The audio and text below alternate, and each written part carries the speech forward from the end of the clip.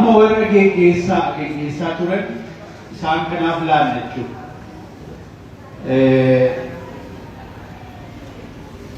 Garee adda addaa warra geggeessaa turan keessaa garee qophii sirbaaf agarsiisa yookiin shubbisa aadaa Oromoo garee kana waggaruudhaan kan geggeessaa turan obbo Abdulrazak Saidaa harkaan rukutaa fi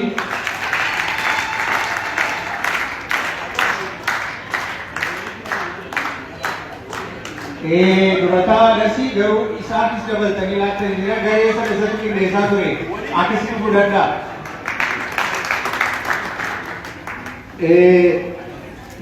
Nasreddin Awwal warra garee dinagdeeti. Garee dinagdee akkasumas peace and security nageenyaa fi eegumsa awwalee gargaaruudhaan jechuudha. Harka rukutaa fi namni fuudhuuf yoo jiraate. Sheikh Jamal warra hirmaannaa hawaasaa sochii taasisaa turan keessaa isaanis akkasumas dinagdee irratti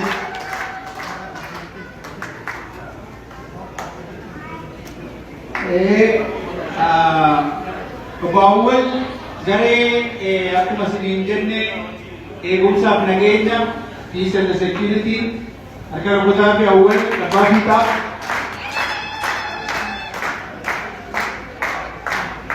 garee keessummeessa gurgurtaa sales and hospitality obbo Badhaadhaa Qananiisaa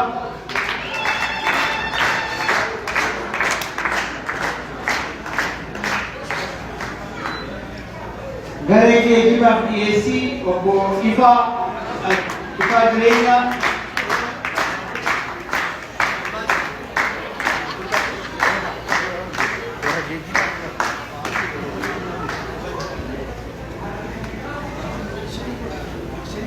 geggeessaa ture Adde Na'imaa Mahammad